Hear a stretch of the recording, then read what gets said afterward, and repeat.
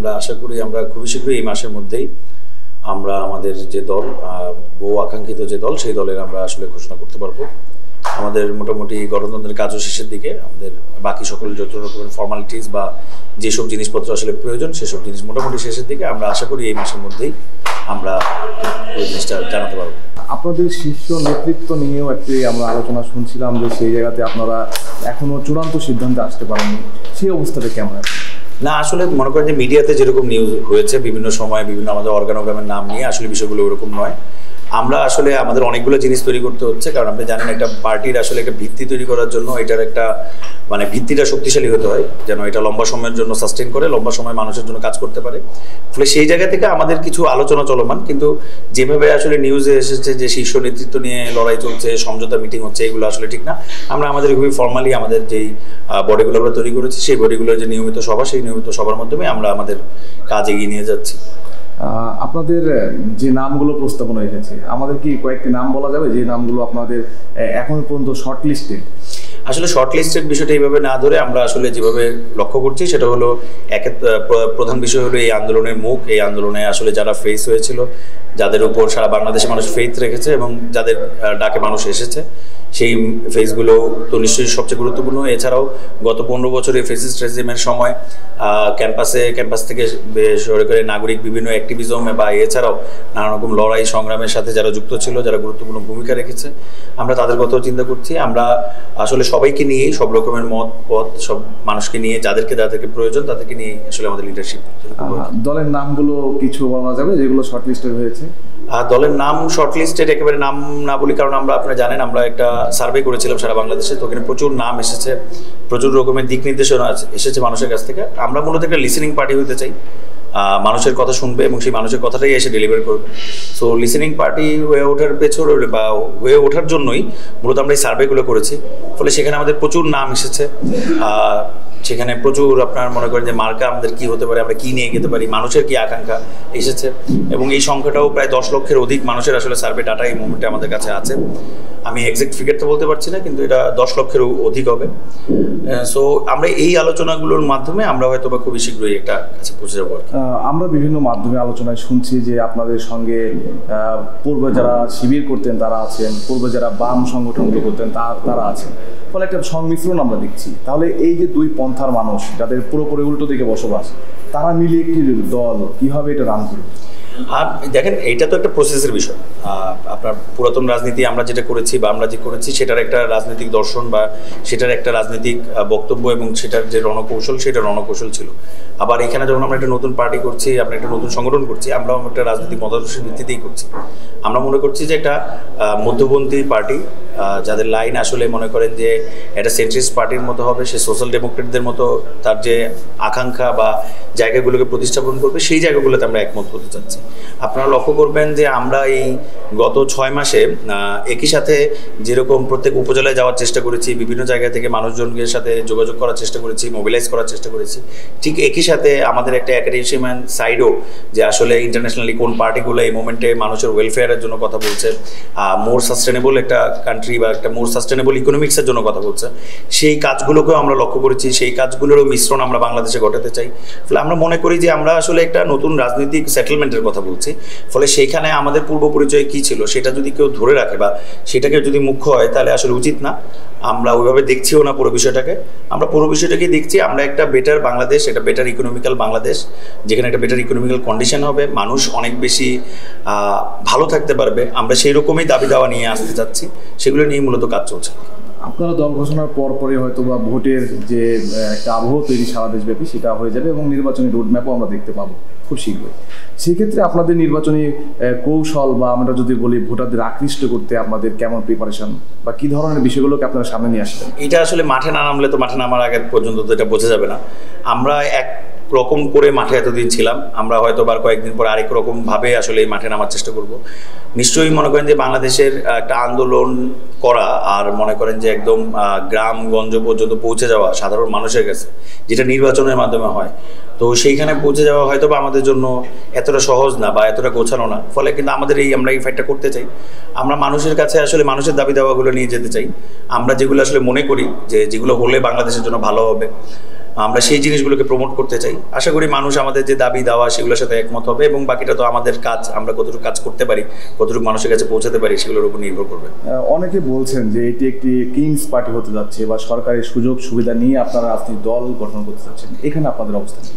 প্রথমত হলো এটা কিংস পার্টি হতে যাওয়ার যে আলোচনাটা আছে, এই আলোচনাটা আসলে অমূলক। কারণ আপনি যদি লক্ষ্য করেন বাংলাদেশের হিস্ট্রিতে যারা কিংস পার্টি তৈরি করেছে, সেটা বিএনপি হোক, জাতীয় পার্টি হোক, তারা এক্সট্রিম ক্ষমতায় বসা ছিল। জিয়াউর রহমান, আমাদের সাবেক রাষ্ট্রপতি জিয়াউর রহমান, তিনি সেনাপ্রধান হিসেবে ছিলেন ওইখানে ওই সময়। বা আপনি যদি হোসেন মোহাম্মদ এরশাদের দিকেও তাকান, স্বৈরশাসক হোসেন মোহাম্মদ এরশাদ, তিনিও ছিলেন এক্সট্রিম পাওয়ারের। কিন্তু এখানে ডক্টর ইউনূস কোনো দল খুঁজছেন না, বা ডক্টর ইউনূসের কোনো আমার মনে হয় না এরকম ইন্টেনশনও কেউ লক্ষ্য করেছে যে তিনি দল খুলতে চাচ্ছে। দল খুলতে চাচ্ছে এটা খুবই নির্দিষ্ট পরিমাণ মানুষ, মূলত এই গণ-অভ্যুত্থানের সাথে যারা ছিল, গণ-অভ্যুত্থানটা যারা ঘটিয়েছে, বা এই গণ-অভ্যুত্থানের যে রাস্তাটা যারা তৈরি করেছে, সেই রাস্তাটা তৈরি করার মানুষজন, তাদের একটা রাজনৈতিক জায়গা থেকে। ফলে এটাকে কিংস পার্টির সাথে তুলনা করাটা আসলে উচিত হবে না। কিংস পার্টির সময় আপনি দেখবেন বিভিন্ন জায়গা থেকে মানুষ এখানে জোগাড় করা হয়, কিন্তু এইখানে আসলে তারা মেজরিটি গত ফেসিস্ট রেজিমের সময় নানানভাবে তার জায়গা থেকে এই আন্দোলনটা করে গেছে বা ফেসিস্টদের বিরুদ্ধে দাঁড়িয়েছে, এটা বিভিন্নভাবে বিভিন্ন দাবির আন্দোলনে। ফলে এইটা একটা আপনারা বলতে পারেন যে একটা আন্দোলনের শক্তি, যে আন্দোলনের শক্তি একটা লম্বা সময় ধরে রাস্তায় আন্দোলন করেছে, তাদের একটা ইউনিফিকেশনের জায়গা হতে যাচ্ছে, যে এইটা বাংলাদেশের সামনের দিনের ভয়েস হয়ে উঠতে পারে কিনা, এটা সামনের দিনে মানুষের কথা বলার যেই জায়গাটা, সেই জায়গার মতো একটা পার্টি হয়ে উঠতে পারে কিনা, সেটা একটা কাজ এখানে চালানো যাচ্ছে। এখন ভবিষ্যতে কি হবে, ভবিষ্যতে আমরা আসলে কীরকম হয়ে দাঁড়াবো, ভবিষ্যতে আমরা আওয়ামী লীগ বিএনপির মতোই আরেকটা পার্টি হব, নাকি আমরা একটা ডিফারেন্ট পার্টি হব, যে পার্টিটা বাংলাদেশের মানুষের কথা বলবে বা বাংলাদেশের মানুষের পক্ষে দাঁড়াবে, সেটা আসলে সময় বলে দিবে। তো সেটার জন্য আমাদের কাজ করে যেতে হবে। আশা করি আরও কয়েকদিন গেলে আমরা পলিটিক্যাল পার্টি হিসেবে মুভ করা শুরু করলে হয়তো অনেক কিছুরই উত্তর মানুষ পাবে আর কি। আপনাদের এখন পর্যন্ত 3 জন ছাত্র প্রতিনিধি সরকারে আছে, তো তারা যদি, আমরা শুনছি যে আপনাদের যারা প্রতিনিধি আছেন, নাহিদ ইসলাম, সে হয়তো পদত্যাগ করে আপনাদের দলের দায়িত্ব নেবেন, বাকি 2 জন থেকে যাচ্ছে, তাহলে তারা যদি সরকারে থাকে, একই সঙ্গে যদি তারা দলের পেছনেও থাকে, তাহলে তো এটা অন্যান্য রাজনৈতিক দলের জন্য তারা তো এই বিষয়টাকে ভালোভাবে নেবে না। আপনারা কেউ দেখছেন? আমরা প্রথমেই বলছি যে আমাদের দল বানানোর যে উদ্যোগটা, এই উদ্যোগটা আসলে মন্ত্রীপাড়া থেকে হচ্ছে না। আমাদের দল বানানোর উদ্যোগটা আপনি দেখবেন আমাদের রূপায়ণ টাওয়ার থেকে হচ্ছে, এখানে আমাদের মিটিং হচ্ছে, এখানে আমাদের মেম্বাররা আসছে। আমাদের যেহেতু তারা আসলে আমাদের প্রতিনিধি এবং পুরো গণ-অভ্যুত্থানের প্রতিনিধি, এই 3 জন, নাহিদ ইসলাম, আসিফ মাহমুদ কিংবা মাহফুজ আলম, তারা 3 জনই এই গণ-অভ্যুত্থানের প্রতিনিধি হিসেবে ওই জায়গায় আছে। তাদের যদি মনে হয় যে তারা এই রাজনৈতিক দলে আসতে চান, বা যে কোনো সময় যদি তারা আসতে চান, তাহলে সেটা আমাদের তরফ থেকে প্রথম কন্ডিশনটা হলো তাকে আগে ওই পদটা ছাড়তে হবে। তার আগ পর্যন্ত তিনি আসলে এই পলিটিক্যাল পার্টির নেতা হওয়া, বা এই পলিটিক্যাল পার্টির যে মুভ, বা এই যে পলিটিক্যাল পার্টির সিদ্ধান্ত নেওয়া, তার কী কর্মসূচি, সেটার সাথে তো তারা যুক্ত থাকতে পারবেন না স্বাভাবিকভাবেই। এখন তাদের সাথে আমাদের একটা যোগাযোগ আছে, সেই যোগাযোগটা আসলে এই জন্য না যে তিনি সরকারে আর আমরা এখানে, এটা একটা পলিটিক্যাল জায়গা থেকে আমাদের যোগাযোগ আছে, কিন্তু সেই যোগাযোগটাকে আমরাও কখনো চাই না এমনভাবে এক্সপ্লয়েট করতে। আমরা আসলে অনেক বেশি মাটি ও মানুষের একটা দল হতে চাই, মানুষের কাছে যেতে চাই। আমরা ঠিক ওই রকম মনে করেন যে এলিট গুলশান ধানমন্ডিতে বসে আসলে পার্টি চালাতে চাই না। আমরা আশা করি আমাদের পার্টির যে কর্মসূচিগুলো হবে, পার্টি যখন আমরা লঞ্চ করতে পারবো ফর্মলি, আমাদের সকল পেপারস সহ, আশা করি এগুলো মানুষের কাছে অনেক বেশি পরিষ্কার হয়ে যাবে। আপনাদের পুরো দলে যদি আমরা একটু খেয়াল করি, তাহলে দেখা যাচ্ছে এখানে যারা প্রবীণ রাজনীতিবিদ আছেন বা সিনিয়র সিটিজেন আছেন, তাদের উপস্থিতি নেই বললেই চলে। তাহলে যারা সিনিয়র সিটিজেন আছে, দেশের একটা বড় অংশ ভোটারদের মধ্যেও সিনিয়র সিটিজেন, তাদের প্রতিনিধিত্ব তো এখানে পাবে না। তো এই বিষয়টাকে আপনারা কীভাবে পুরোটাতে সামঞ্জস্যটা আসবে কীভাবে? এটা আমার মনে হয় অনেক বেশি রাজনৈতিক দল হয়ে যাওয়ার পরেই এই জিনিসটা ধীরে ধীরে সলভ হওয়া শুরু করবে। কারণ যখন আমরা এতক্ষণ পর্যন্ত আমরা একটা নাগরিক কমিটির মতো করে একটা বৃহৎ প্ল্যাটফর্ম হিসেবে মুভ করেছি, এখানে হয়তো বা অনেক সিনিয়র দেখেছেন আমাদের কাজ, কিন্তু আসেন নাই। কিন্তু যখন একটা রাজনৈতিক দল হবে, এটা যখন বিভিন্ন জেলায়, বিভিন্ন উপজেলায় কাজ করবে, যখন আমরা আসলে মানুষের কথাটা বলা যাবে, তখন দেখা যাবে অনেক সিনিয়র অনেকেই আমাদের সাথে যোগাযোগ করেছেন, তারা আমাদের সাথে যুক্ত হতে চান। আবার একই সাথে তারা একটু আমাদের কাজও দেখতে চান, যে আমরা আসলে পার্টি কি করছি। তো আমার মনে হয় এটা একটা মিশ্র বিষয়। আশা করি আমাদের যে অনেক সিনিয়র সিটিজেনদের বা যারা প্রবীণ, তাদের সাথে আমাদের কথা হচ্ছে, বিভিন্ন আন্দোলনের সময়ও যারা গুরুত্বপূর্ণ ভূমিকা পালন করেছেন বিভিন্ন আন্দোলনে, তাদের সাথে কথা হচ্ছে। এছাড়াও জেলা পর্যায়ে, উপজেলা পর্যায়ে যারা বিভিন্ন রকমভাবে মুরব্বীরা আছেন সমাজের, তাদের সাথে আমাদের কথাবার্তা হচ্ছে, তাদের সাথে আমাদের যোগাযোগ হচ্ছে। তো আমরা আশা করি আমরা একটা রাজনৈতিক দল হিসেবে যখন মার্চ করা শুরু করব, কয়েক মাসের মধ্যেই এই সমস্যাগুলো আর দেখা যাবে না। এটাকে একটা সার্বজনীন দল হিসেবেই আসলে এটা গড়ে উঠতে পারবে। আমরা আরেকটা বিষয় খেয়াল করছি যে স্থানীয় সরকার নির্বাচনটাকে আপনারা আগে যাচ্ছেন এবং জাতীয় নির্বাচন পরে যাচ্ছেন। তো স্থানীয় সরকার নির্বাচনকে আপনারা কি একটা ট্রায়াল ম্যাচ হিসেবে দেখছেন কিনা, যে আপনাদের জনপ্রিয়তা যাচাইয়ের একটা ম্যাচ হিসেবে দেখছেন কিনা, বা আপনারা এটা কেন আগে যাচ্ছেন? প্রথমত হলো আমরা দেখবেন যে 5ই আগস্টের পর থেকে একেবারে আমাদের যে স্থানীয় সরকার ব্যবস্থা, সেই সরকার ব্যবস্থা আসলে ভেঙে পড়ে। আওয়ামী লীগের কাউন্সিলররা পালায়, বিভিন্ন জায়গায় চলে যায়, বা তাদের মানে তারা পালায় আর কি, মূলত পালায়, কাউন্সিলররা পালায়, ইউনিয়ন পরিষদের চেয়ারম্যানরা পালায়। ফলে এই যে একটা মানে সাধারণ জনগণের কাছে আসলে রাষ্ট্রের যে সেবা, সেই সেবাটা তো আসলে অনেক বেশি এনশিওর হয় এইসব কাউন্সিলরের হাউসের মাধ্যমে। আপনি এটা জন্ম নিবন্ধন বলেন, ডেথ সার্টিফিকেট বলেন, ইচ অ্যান্ড এভরিথিং এর প্রয়োজন। এই জিনিসগুলো এক প্রকার কিন্তু স্টাক অবস্থায় আছে। আপনি কিন্তু দেখবেন যে জন্ম নিবন্ধনের সমস্যাটা এখন বিভিন্ন জায়গায় শোনা যাচ্ছে যে বাচ্চা জন্ম নিয়েছে কিন্তু জন্ম নিবন্ধন করতে পারছে না, কারণ অফিসগুলো ফাংশনিং না। ফলে আমরা মনে করি যে এই প্রবলেমটা সলভ করা প্রয়োজন। সো এই প্রবলেমটা সলভ করা প্রয়োজন এক। আবার দ্বিতীয়ত হলে আমরা একটা গণতান্ত্রিক প্রক্রিয়ার মধ্যে ঢুকবো। তো আমাদের গণতান্ত্রিক প্রক্রিয়াটারও একটা ট্রায়াল হয়ে যাওয়া উচিত, যে আসলে স্থানীয় সরকার নির্বাচনে আমাদের প্রত্যেকটা রাজনৈতিক দল কেমন ব্যবহার করে। তারা কি ঠিক আগের মতো ভোট দখল করতে যাবে? তারা কি মারামারি করতে যাবে? তারা কি কেন্দ্র দখল দিবে? বা তারা কি অন্য কোনোভাবে সিস্টেম করবে যে আগের রাতে ভোট হবে?